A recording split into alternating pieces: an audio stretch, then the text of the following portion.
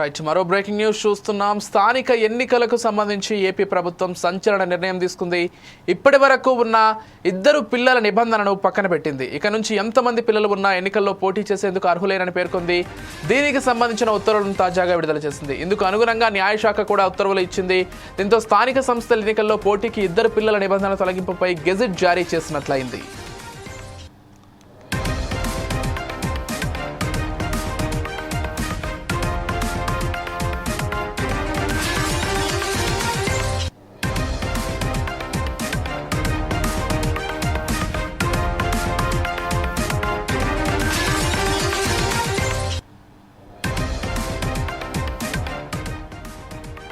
ఇప్పటి వరకు దేశవ్యాప్తంగా మెజారిటీ రాష్ట్రాల్లో 2 పిల్లల కంటే ఎక్కువ మంది సంతానం ఉన్నా కుటుంబాల్లోని వ్యక్తులు స్థానిక సంస్థల ఎన్నికల్లో పోటీ చేసేందుకు వీలు లేదు. పార్లమెంటు చేసిన చట్టం ప్రకారం అనుసరిస్తున్న నిబంధన ఇది. రాజ్యాంగంలో ఈ మేరకు ఎక్కడా ప్రత్యేక క్లాజ్ లేదు. అయితే ఇదే నిబంధనను 1973 నుంచి ఉమ్మడి ఏపీలోనూ అనుసరిస్తున్నారు. దీంతో చాలా మంది అభ్యర్థులు 2 కంటే ఎక్కువ పిల్లలు ఉండడంతో స్థానిక సంస్థల్లో పోటీ చేసేందుకు అర్హత కోల్పోతున్నారు.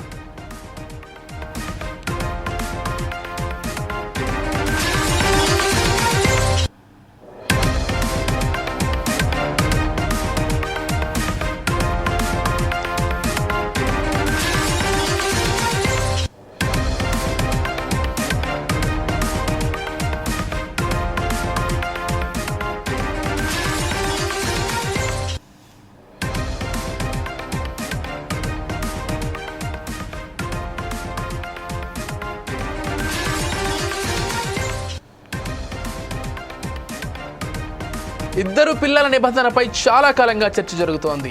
దీనిని సవరించేందుకు ప్రభుత్వాలు ఎలాంటి చర్యలు తీసుకోలేదు. కాగా చంద్రబాబు 4వసారి ముఖ్యమంత్రి అయ్యాక 2 పిల్లల నిబంధనను తొలగిస్తామని చెప్పారు. దీనికి అనుగుణంగానే గత అసెంబ్లీ సమావేశాల్లో ఈ విషయంపై స్వల్పకాలిక చర్చ చేపట్టారు. సభలో ఆమోదించారు. ఆ తర్వాత ప్రభుత్వం ఈ విషయాన్ని న్యాయశాఖకు రిఫర్ చేసింది. దీనిపై ఎలాంటి వివాదాలు రాకుండా నిర్ణయం తీసుకునే బాధ్యతను అప్పగించారు. సమగ్ర అధ్యయనం చేసిన న్యాయశాఖ 2 కంటే ఎక్కువ పిల్లలు ఉంటే పంచాయతీ ఎన్నికల్లో పోటీకి అనర్హులైన నిబంధనను పంచాయతీరాజ్ చట్టం నుంచి తొలగిస్తూ నిర్ణయం తీసుకుంది. ఈ మేరకు న్యాయశాఖ గెజిట్ నోటిఫికేషన్ జారీ చేసింది. కాగా ఏపీలో వచ్చే 2026-27 స్థానిక సంస్థల ఎన్నికలు జరగనున్నాయి. 2 పిల్లల నిబంధనను తొలగించడంతో రాబోయే స్థానిక సంస్థల ఎన్నికల్లో ఎక్కువ మంది పోటీ చేసేందుకు అర్హత లభించనుంది. ఇక ఇదే అంశానికి సంబంధించి మరింత సమాచారం ఇచ్చడానికి మా ప్రతినిధి సతీష్ ఫోన్ ద్వారా సిద్ధంగా ఉన్నారు. చెప్పండి సతీష్, అంటే గతంలో 2 పిల్లల కంటే ఎక్కువ ఉంటే స్థానిక సంస్థల్లో అటు సర్పంచ్గా కావచ్చు, లేకపోతే ఎంపీటీసీగా ఇలా ఏది పోటీ చేయాలన్నా కానీ అర్హత ఉండేది కాదు. కానీ ఈసారి దాన్ని తొలగిస్తూ ప్రభుత్వం ఉత్తర్వులు జారీ చేసింది. దీనికి సంబంధించినటువంటి పూర్తి డీటెయిల్స్ ఏంటి సతీష్? ఈ 24 సార్వత్రిక ఎన్నికలు జరగడానికి ముందే, చంద్రబాబు అధికారంలోకి రాకముందే అందరూ కూడా ఎక్కువ మంది పిల్లల్ని కానండి, వారే మన సంపద అని చెప్పేసి ఎన్నికల ప్రచారంలో కూడా మాట్లాడడం జరిగింది. మరి దీని మీద అధికారంలోకి వచ్చిన కూటమి ప్రభుత్వం ఇప్పుడు ఆ 2 పిల్లల నిబంధనను తొలగించింది. రానున్న పంచాయతీరాజ్ ఎన్నికల్లో 2 పిల్లల నిబంధన తొలగించి ఎంతమంది పిల్లలున్నా సరే పోటీకి అర్హులుగా భావించే విధంగా గెజెట్ నోటిఫికేషన్ చేసింది. అలాగే మరి దాని మీద కూడా న్యాయ నిపుణుల సలహాలు అన్ని కూడా తీసుకున్న తర్వాత ఈ గెజెట్ నోటిఫికేషన్ జారీ చేయడం జరిగింది. ఈ రాబోయే ఎన్నికల్లో ఎప్పటి నుంచైనా కానీ ఈ గెజెట్ నోటిఫికేషన్ అనంతరం దాని గురించి సమగ్రమైన నివేదికను సమర్పించిన తర్వాత రానున్న ఎన్నికల్లో ఎవరైనా సరే, ఎంతమంది పిల్లలు ఉన్నా సరే పోటీకి అనర్హత వేటు లేకుండా అర్హులయ్యే విధంగా చర్యలు చేపట్టింది.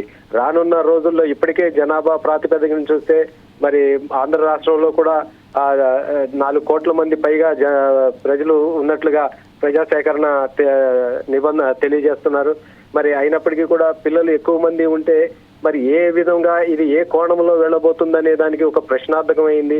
ఎందుకంటే ఇప్పుడు 2 పిల్లలు ఉన్న వాళ్ళకే వారిని భరించడం కానీ, వారికి విద్యా వ్యవస్థలో వాటన్నిటికీ కూడా ఖర్చులు మీట్ అవ్వటం చాలా ఇబ్బందికరమైన పరిస్థితుల్లో ముగ్గురు లేదా అంతకన్నా ఎక్కువ మంది పిల్లలుంటే వారికి ఏ విధమైన న్యాయం చేకూరుస్తారో తెలియాల్సి ఉంది. రాష్ట్ర ఆర్థిక ప్రయోజనాలు, ఆర్థిక ప్రణాళిక కూడా ప్రజలకు సంబంధించిన ఆ యొక్క ఉద్యోగాల్లో కానీ వాటిలో కానీ సరి అయిన ఆర్థిక విధానంలో వారికి జీతం లభ్యం అవటం లేదు అనేది అర్థమవుతుంది. బీటెక్ చదివిన వాడు కూడా 10,000 కన్నా కూడా ఎక్కువ జీతం దొరకని ప్రైవేట్ సంస్థల్లో దొరకని పరిస్థితి ఏర్పడింది. ఈ పరిస్థితుల్లో 2 లేక ఇంకా ఎక్కువ మంది పిల్లలుంటే వారు ఏ విధంగా ఆర్థికంగా నష్టపోయే విధంగా ఈ చర్యలు ఉంటాయని చాలా మంది ప్రజలు అభిప్రాయపడుతున్నారు. మరి ఇది కేవలం రాజకీయ కోణంలో మాత్రమే ఇది వారికి లబ్ధి చేకూరుస్తుంది. ఎందుకంటే ఇప్పుడు కొంతమంది చెప్తున్న విధానం ఏంటంటే ఈ కూటమి అధికారంలోకి వచ్చిన తర్వాత వారికి సంబంధించిన వారికి మాత్రమే ప్రజా ప్రయోజనాలు చేకూర్చే విధంగా రాష్ట్ర ప్రణాళిక గాని రాష్ట్ర ఆర్థిక శాఖలు గాని కేటాయించడం జరిగింది. అంటే ఆ వచ్చే టెండర్లను కైవసం చేసుకునే విధానంలో కానీ వాళ్ళు ఎవరికి చెప్తే అంటే వారి వర్గాల వారికి మాత్రమే ప్రయోజనం కలుగుతుంది అనే అభిప్రాయం అయితే ప్రజల్లో ఏర్పడుతుంది.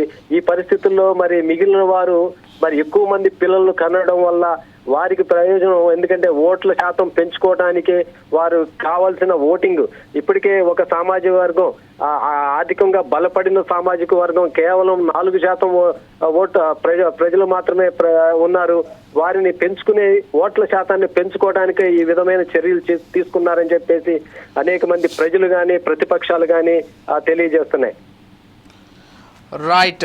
అంటే ప్రధానంగా సతీష్ ఇటీవల కాలంలో చూసుకున్నట్లయితే ఇటు ఏపీ సీఎం చంద్రబాబు కావచ్చు, లేకపోతే స్టాలిన్ కావచ్చు, మమతా బెనర్జీ కావచ్చు, వీళ్ళందరూ కూడా రాబోయే తరాల్లో భారతదేశ యువత తగ్గిపోయేటువంటి అవకాశం ఉంటుంది. కాబట్టి ఖచ్చితంగా ఇప్పటి నుంచి గతంలో మాదిరిగా ఒక పిల్లాన్ని లేకపోతే ఇద్దరు పిల్లలకు మాత్రమే పరిమితం అవ్వకుండా ఎక్కువ మంది పిల్లల్ని కనండి, తద్వారా దేశ భవిష్యత్తుకు మీ వంతు సహాయం చేసిన వాళ్ళు అవుతామంటూ కూడా చెప్పుకొస్తున్నారు. ఈవెన్ చంద్రబాబు నాయుడు గారు కూడా ఇటీవల కాలంలో ఆయన మాట్లాడుతూ గతంలో నేనే చెప్పాను ఒక్క పిల్లలు లేకపోతే ఇద్దరు పిల్లల్ని మాత్రమే కనండి, అలాంటిది నేనే ఇప్పుడు మళ్ళీ చెప్తున్నాను, భవిష్యత్తును దృష్టిలో పెట్టుకొని ఖచ్చితంగా ఎక్కువ మంది పిల్లల్ని కనాల్సినటువంటి అవసరం ఎంతైనా ఉంది భారతదేశానికని.